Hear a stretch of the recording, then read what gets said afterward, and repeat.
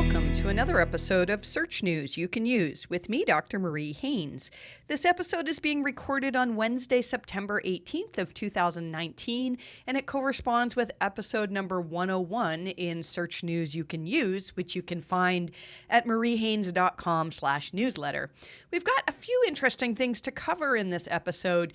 If you were with us last week was our 100th episode, and we did a live broadcast on YouTube Live, which was extremely stressful for me because YouTube Live was having issues. It's not that they had issues, they changed the whole process, and we figured it out eventually. So thank you, those of you who stuck with us while we did that 100th episode. It was pretty cool. We actually found out as well, if you noticed on the broadcast, we were supposed to have a big 100 balloons behind us, the numbers 100, and when we looked at our camera, it was backwards, so we thought we were really smart in flipping them. So it turns out that YouTube actually mirrored the image again. And so I did the whole broadcast with a 001 balloon behind us. I think you got the point, though. So let's move on to the news in SEO this week. I feel like the last few weeks in SEO has been one of the busiest since I've been reporting on SEO news, and I've been doing this since 2012. Last week, there were just thing after thing after thing. There was the Nofollowed changes to the quality raters guidelines, changes in, we're going to talk today about these changes in terms of local businesses and what you can mark up for Schema. And so a lot of things changed, and it's taking a lot of effort to stay on top of what the new news is in SEO. The good news is, we've got you covered. Hopefully, if there's stuff that has changed in Google that we haven't covered here, it's probably not that important in my opinion. Let's talk about algorithm updates. So we noticed there were 2 dates in the last week or so in which a number of our clients saw significant changes. The vast majority of those were increased, but not everybody. And so the clients that saw increases, one of those dates was September 9th and the other was September 13th. At this time of year, again, there can be seasonality, and when we do look at sites that are seeing changes, we definitely look at, maybe they just see increases every September. If you're related to education, you probably are going to be seeing increases. But these 2 particular dates, the 9th and the 13th, were significant dates, and we saw sites that saw a very obvious change in the trajectory of their traffic on those dates. One of them that we've included in newsletter is such a cool case study. I'm actually in the process of writing an article about disavowing and some of the case studies that we've done over the last few months now to show that we're actually seeing really, really good benefit for some sites in disavowing. One of these sites I reported on in the newsletter last week where we showed that between August 22nd and August 29th, we really feel like Google did some major changes in how they assess links at that time. It's possible it's connected to these nofollow changes that we've been talking about, but we really think that these are related to filing a disavow. So there's one particular site, we filed a disavow in, I believe it was late July, possibly early August. And then with the August 22nd link update, that we think it's a link update, Google has not officially told us that, they saw a massive increase, a very, very big increase. And then they saw further increases September 9th, and it looks like we're seeing more increases on the 13th as well.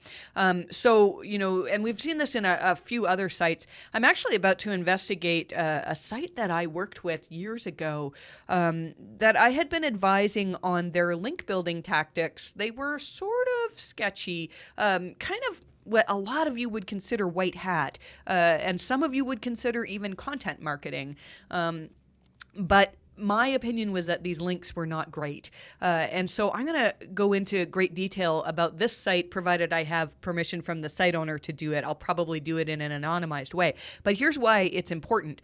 This site paid for link building under the guise of content marketing for a significant period of time. And they only did it to a certain portion of their site.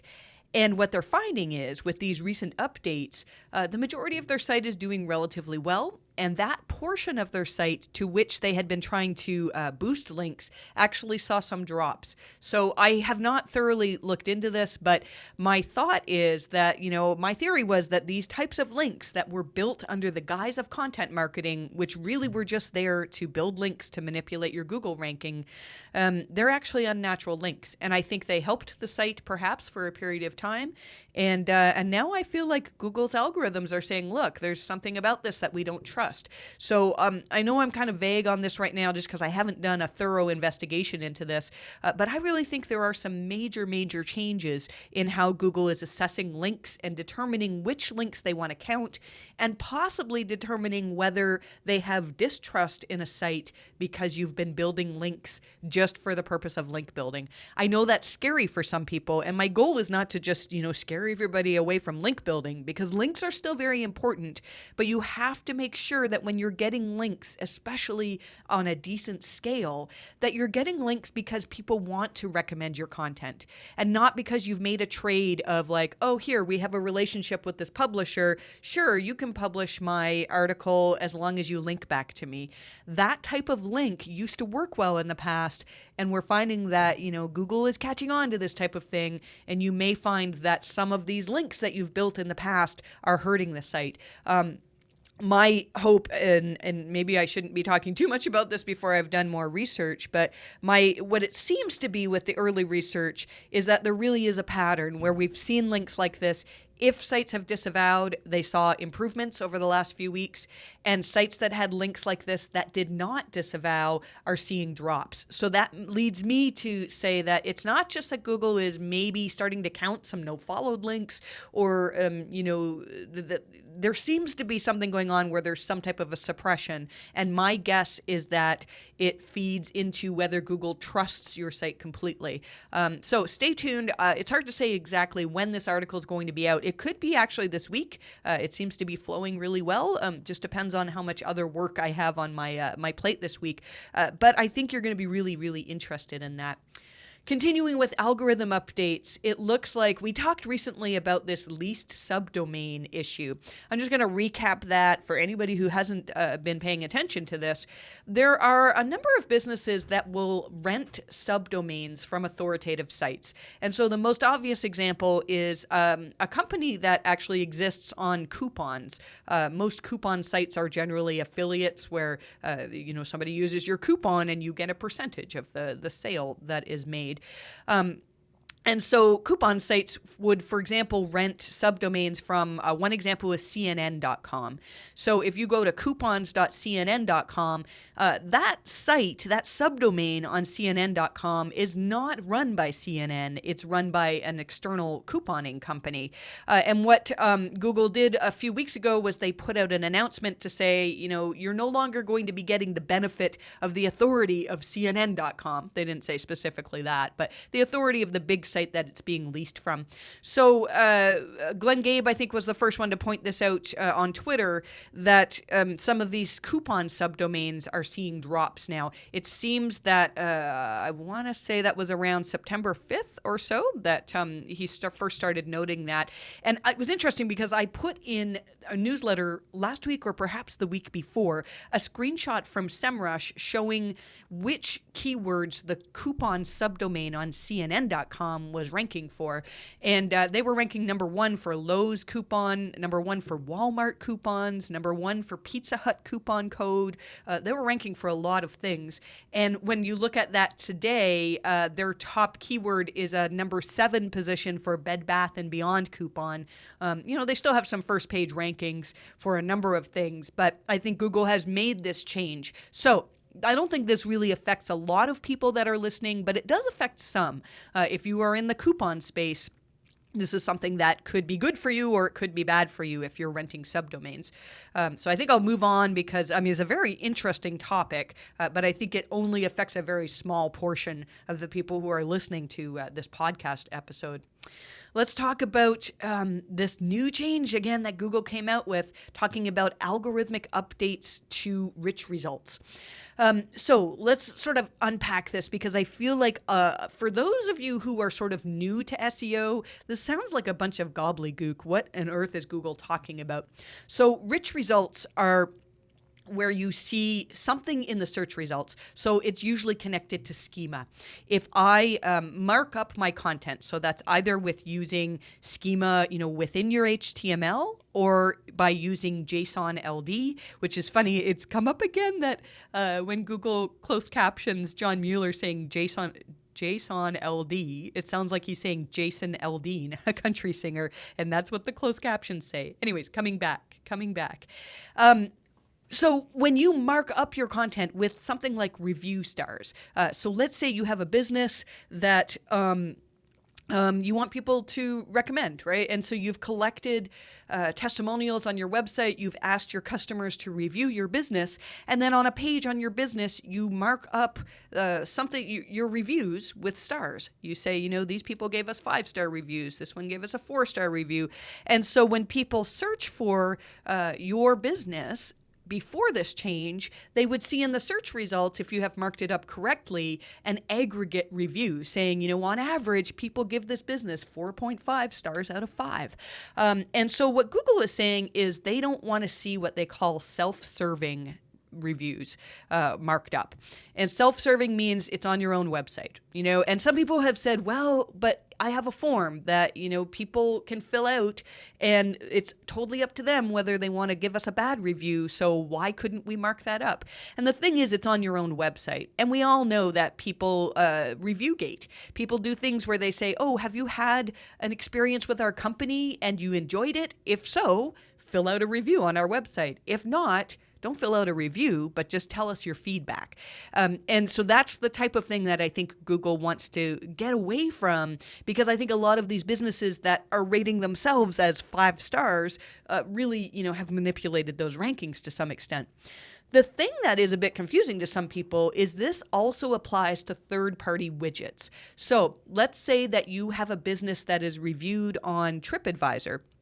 TripAdvisor gives you a business or a widget that you can embed on your website, and you can take your TripAdvisor reviews, put them on your website, and in the past, those review stars, if they were marked up, would actually show in the search results, even if people were searching for your business. What's changed now is that if you embed that widget on your website, users will not see review stars for your own URL. If users come across the actual page from TripAdvisor that contains the reviews for your website, those will still have review stars. So I think that some of the companies that do offer widgets to help people review your businesses are probably going to be making some changes. I think, maybe they'll be creating pages specific for your business to try to rank and to get those review stars being shown in the search results. I'm really not sure what changes are going to happen. The one part that I'm a little bit confused on is products. If my business sells my own products and I've invited my users or my customers to leave reviews on those products, can I mark those up and will they display in the search results? My guess is no, but I don't think we've had a clear answer from Google on this just yet. So as we get more information on this, I'll keep you updated as much as we can. There's a really great discussion on the local search forum. We've linked to it from newsletter that's talking about this. And, I think it's something that if you do any sort of local SEO, you should be staying up to date with this. There's also a really good article on Distilled's website, which we've linked to from newsletter as well. A little bit of news from Bing. Those of you who have Search Console accounts in Google, you can now import your verified sites directly into Bing Webmaster Tools. I'm embarrassed to say it's been a long time since I've actually used Bing Webmaster Tools. And when I used to use it, it was actually really good. There was a lot of really helpful stuff in there. For a while, we were using it to gather more links pointing to sites, and we probably still should be doing that. But I would really encourage you to check out Bing Webmaster Tools. Apparently, it can take up to 48 hours to get new traffic data once you've verified with Bing. So keep that in mind. I think it's longer for Google. I feel like when we add a new site to Search Console, it can take days and maybe even weeks for all the links to populate. So I'm not sure if that's the case with Bing as well. couple people have noticed that it seems that Google is showing less characters or fewer characters in title tags in the search results now. There was a post from Morty Oberstein from Rank Ranger saying that it looks like the average length of title tags being shown in the Google results is 51 characters right now, whereas back at the end of August, it was 55.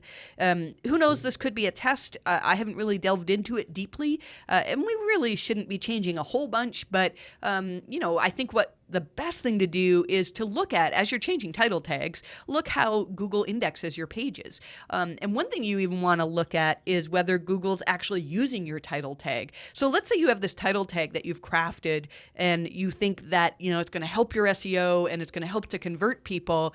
And then when you do a search for your main keyword, Google's completely rewritten it to have a different title tag. When that happens, it can be for a few reasons. Number one, it could be that Google is deciding that your title tag is a little spammy. And so when we see title tags rewritten, I want to pay attention to that because we do not want to be sending signals to Google saying, oh yeah, there's this potentially spammy issue on our website. Who knows whether that counts towards Google's overall assessment for your site. I think it's a little thing. I think if you have the odd title tag that Google thinks is a little bit spammy or clickbaity or whatever, the odd one is probably not going to hurt. But if the majority of your title tags are being rewritten, then I would look into maybe there's something that needs to change here. The other thing, too, that can cause Google to rewrite title tags is just if they think that they can do much better. And I don't know how their algorithms figure that out, but we've seen a few cases where Google has rewritten title tags and often meta descriptions as well, where Google feels that they can provide the user with a title tag that's better than what you've done. So we still pay attention to that. Like if Google's rewriting your title tags, perhaps something should be changing. Let's talk a little bit more about the rel sponsored and the rel user generated content. We talked in great detail about this in our live episode 100. And so I know the podcast version of that was probably a little challenging to listen to as we had so many issues with the technical things going on with YouTube. So I'll just recap that a little bit here now. Google made some changes last week where, and they were kind of vague in what these meant. They're basically around using Nofollowed. So right now, or prior to this change, if you marked a link in the HTML as rel equals Nofollowed, then it meant that Google would not use that link in their ranking calculations. They would not use any metrics from that link in trying to determine whether it was a good link, a bad link, a link that should flow PageRank, or anything like that. They also would not crawl that link and they would not follow it, hence the nofollow, to any pages that it links to. And so some of that is potentially changing, and it sounds like it's changing. Google announced two new things that we can use. One is rel equals sponsored, and one is rel equals UGC, standing for user generated content. So sponsored should be used whenever a link is a paid link. You can still mark it as nofollowed if you don't want to make changes, and there's really no obvious benefit that I can see to the webmaster to go back and make changes to mark your sponsored links as sponsored. It's not like Google's going to say, oh, this website is selling links and so we need to penalize them.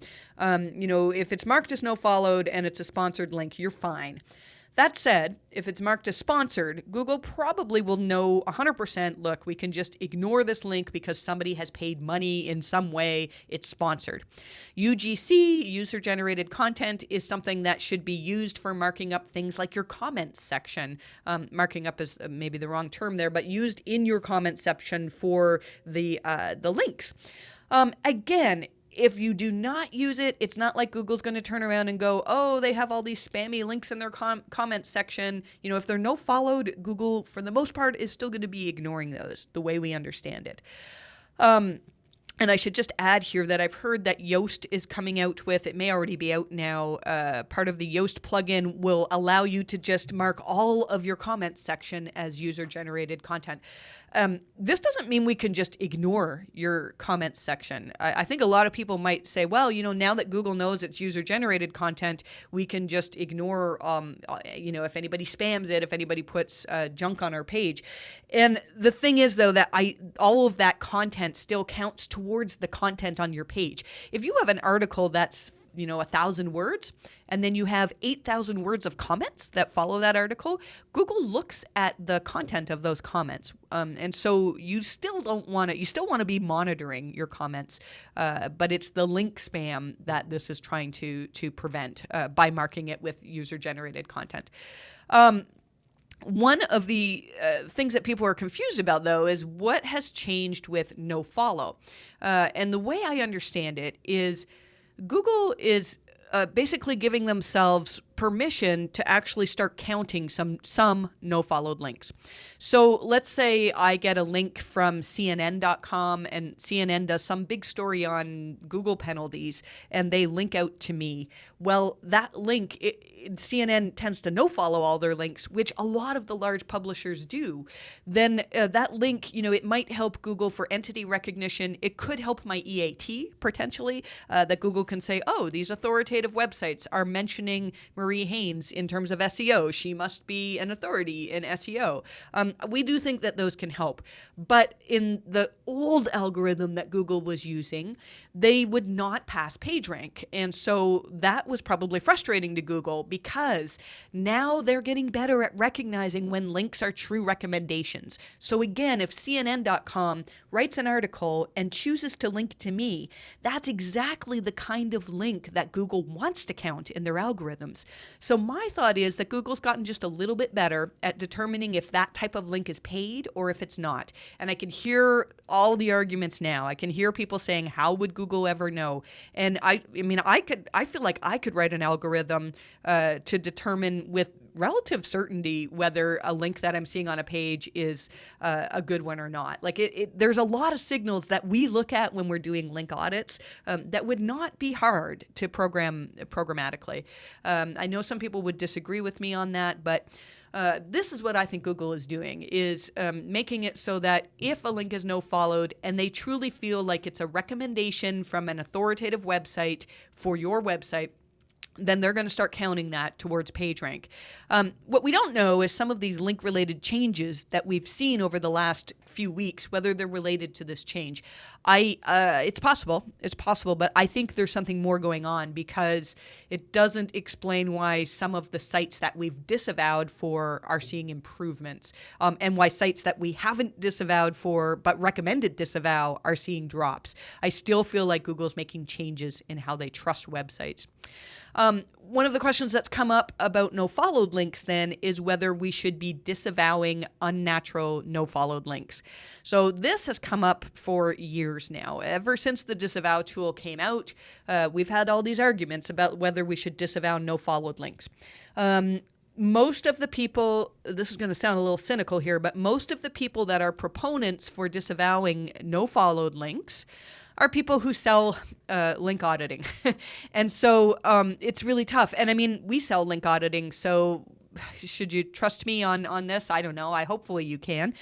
We do not recommend auditing nofollowed links. I think I've had one case in the past where there was a really suspicious pattern of, it looked like somebody was attempting negative SEO through low-quality article links, and they were all nofollowed, and then from like really odd PBNs, and then weeks later, all of a sudden, those links were followed. And so this was some, unscrupulous person who was trying to do negative SEO, and they thought, oh, well, we'll point these links nofollowed, and then they'll ignore them, and then we'll turn them to followed, and maybe they'll get a penalty. That type of thing is extremely rare, in my opinion. I mean, maybe some of you have seen more of this, but that would be one reason to consider disavowing nofollowed links. Now, I'm going to see if I can explain this without getting overly confusing, because it gets confusing to me too. We had a discussion in our team as to whether we should consider looking at nofollowed links, because it's possible. So John Mueller said, look, he says, it doesn't change anything. This is a direct quote from John on Twitter. It doesn't change anything if you disavow nofollowed links. So if you have them disavowed, it's not a problem. But he's basically saying don't disavow, and he said it other places too. There's no need to disavow a nofollowed link. When you're disavowing a link, you're basically telling Google, pay no attention to this link. Now, if my theory is right, so because what some people are saying is maybe having a bunch of no-followed links that are actually unnatural links could trigger Google that there's a pattern, that there's something going on. And maybe, that could actually make it so that Google is more likely to distrust your website. It doesn't really fit into any sort of theory that we have, though. And I think really, I feel like I've confused all of this. Let's just end this here with saying my theory is we don't need to disavow no-followed links. If anything changes, then we'll start doing it. We always look at no-followed links to see, is there an obvious pattern here? But really, if my theory is right that Google is changing their view on nofollow because they want to start counting some of the better no-followed links, disavowing the old ones, they're just going to be ignored anyways. I know that was very confusing. Thank you for sticking with me as I described this. There was a really neat tweet that I got from TJ Robertson. He tweeted at me a little while back asking some questions about disavowing, and then he went ahead and submitted a disavow file. So here's his tweet. He said, "We submitted a thorough disavow file. Didn't remove any links. 1 month later, they've seen a 5,000% increase in organic traffic."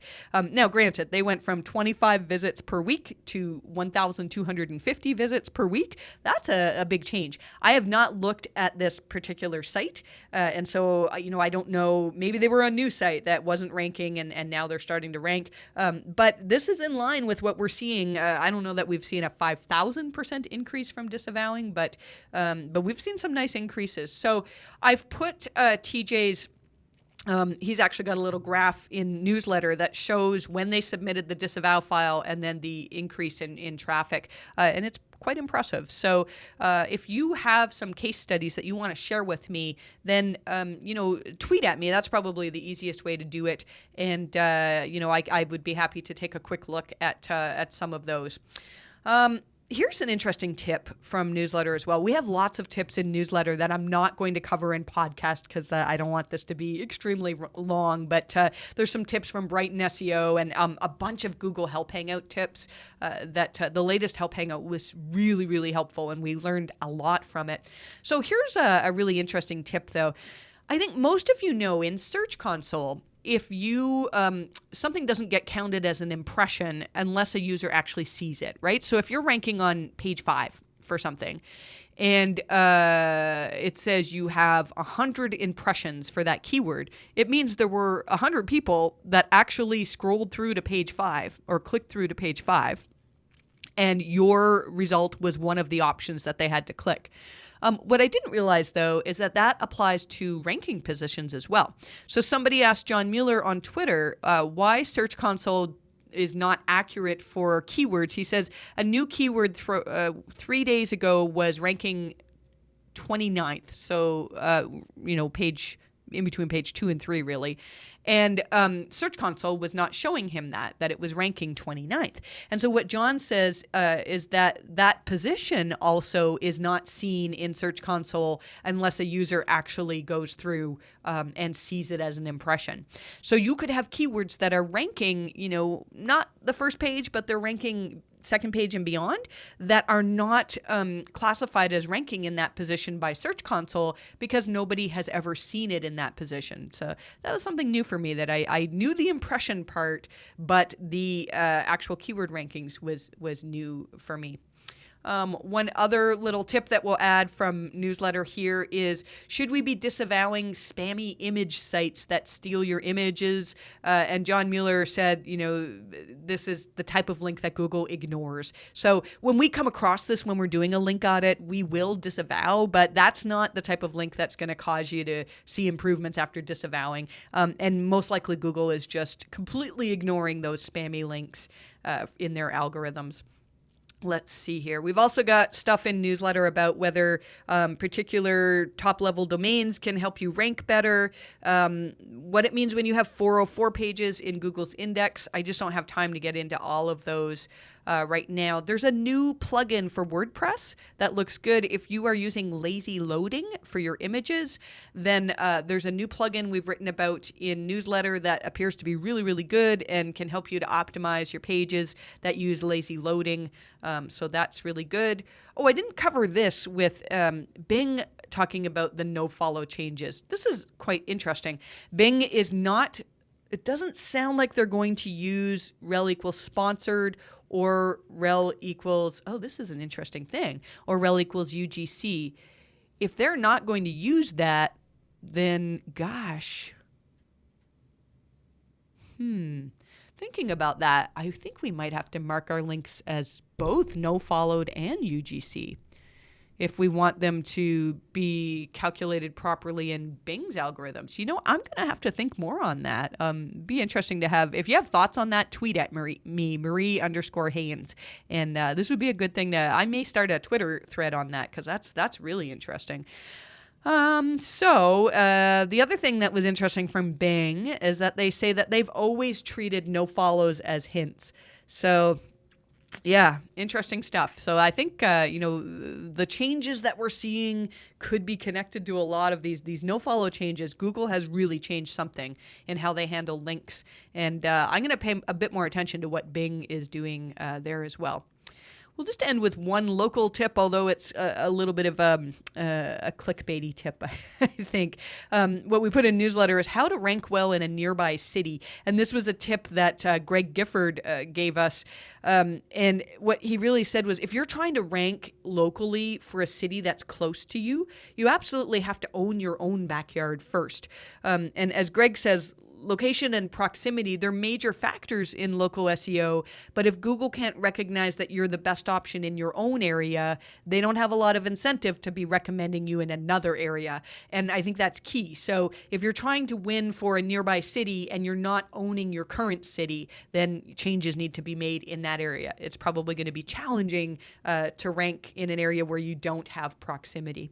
So that's all we're going to talk about in today's episode. If you missed it, I did a whiteboard Friday on Moz. I filmed it in July when I was at MozCon, but it's still very, very relevant, talking about EAT.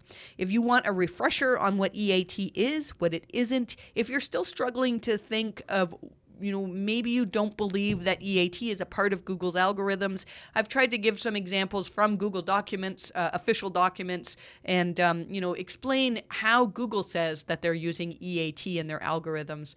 I would like to encourage everyone I haven't talked a bit about our Wix site. I think we're sort of a little bit behind in terms of rankings. We're not winning right now, but that'll change. We'll get there. We added this really cool thing to the Wix site, and it's a Pac-Man game to sort of celebrate our new logo. We didn't intend for it to be looking like Pac-Man, but it looks like Pac-Man. But nobody has found the secret that's in this game, so we've made it a little bit easier. There used to be, I think you can still put in a Konami code if you know what that is, but it was a bit confusing as to where to put the code in. So if you find our MHC Pac-Man game on our Wix site, there's a little John Mueller picture that you would like to click. I'm still waiting for somebody to tweet at me with the surprise because it is fantastic. My team is preparing for PubCon. If you don't know, we're going to have a booth there. And so if you've been wanting to meet the team to ask questions about quality on your website, even have them take a quick look at your links, then join us at the PubCon booth. And finally, if you missed it, I had an article on how Google uses scientific consensus, or how we think they're using it, that came out last week. You can reach that at mariehaynes.com/scientific-consensus. And like I promised, I'm going to be coming out very soon with a thorough article on some case studies with disavowing that I think you're going to find really exciting. So we're going to end it there. I really hope that things go well for you this week. It's a bit quieter in terms of Google news than last week was. So maybe you're getting a chance to actually get some good work done on your websites. And I wish you the best of luck with ranking.